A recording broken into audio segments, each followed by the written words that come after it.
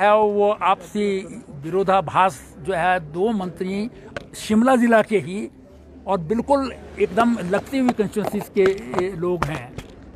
तीनों अलग अलग बोल रहे हैं। अर्बन डेवलपमेंट मिनिस्टर कुछ बोल रहा है, रूरल डेवलपमेंट मिनिस्टर जो है वो कुछ बोल रहा है। लगता है कि दाएं हाथ को बाएं हाथ का पता नहीं है और दोनों हाथों को जो है वो अपने शरीर में क्या हो रहा है। तीसरा जो शिमला का विधायक है वो क्या बोल रहा है, तीनों को आपस में कोई मालूम नहीं है उनको कि क्या वो कर रहे हैं, क्या बोल रहे हैं। निश्चित रूप से जो है वो अगर इनके है तो शुरुआत कहाँ से हुई है ये उसकी जिम्मेवारी लें, लेकिन अवैध है स्ट्रक्चर, ये सब मानते हैं।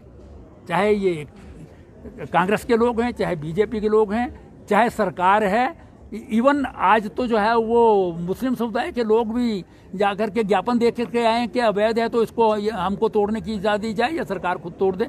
तो जब अवैध मान रही है सरकार तो अननेसेसरी जो है वो एडमिनिस्ट्रेशन इस प्रकार से जो है वो व्यवहार क्यों कर रहा है लोगों के साथ, जो है वो उनके ऊपर पानी के बौछार पहली बार शायद हिमाचल प्रदेश के इतिहास में हुआ होगा। ये आज तक के इतिहास में कभी यहाँ पर जो है वो वाटर कैनन का प्रयोग नहीं किया गया है।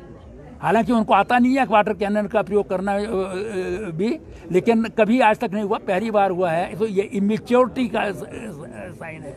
तो इसलिए मेरा तो कहना है कि अवैध स्ट्रक्चर जो है तुरंत ख़त्म कर दिया जाए, क्योंकि नगर निगम आयुक्त की कोर्ट में जो फैसले होते हैं वो कोई बहुत ज़्यादा जो है सिविल प्रोसीजर कोर्ट के हिसाब से नहीं होते हैं।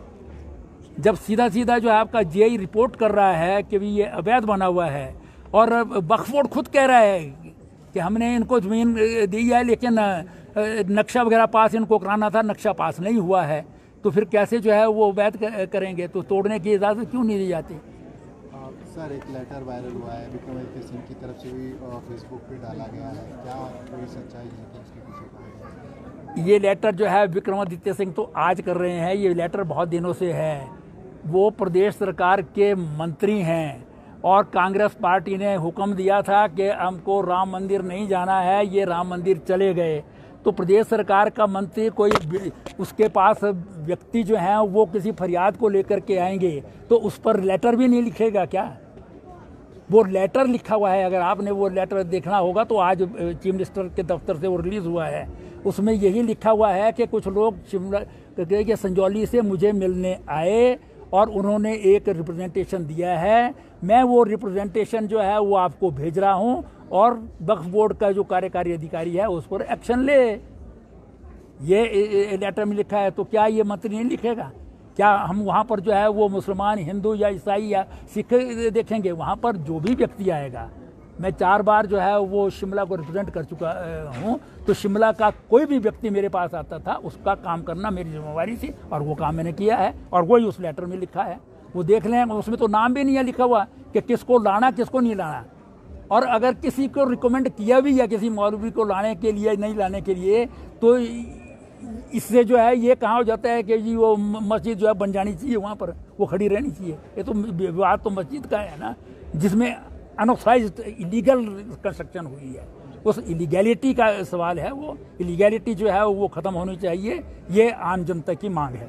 सर, वो कह रहे हैं कि भाजपा ने पैरवी की है और सरकार वर्तमान सरकार को बदनाम करने की कोशिश कर रहे हैं। नहीं, काहे की पैरवी की है? किस चीज़ की पैरवी की है?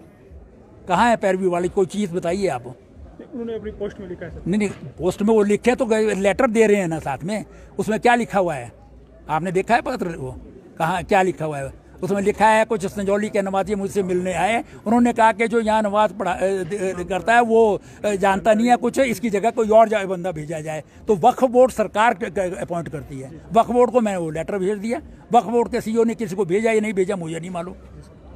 तो क्या लेटर लिखना जो है वो मंत्री की जिम्मेवारी नहीं है? क्या विधायक की जिम्मेवारी नहीं है? मैं विधायक कोई कुछ चंद लोगों का थोड़ी नहीं था। 4 बार शिमला से विधायक रहा हूँ मैंने सोच समझ करके, पढ़ा लिखे आदमी होने के कारण जो है मैंने बिल्कुल ठीक लेटर लिखा है।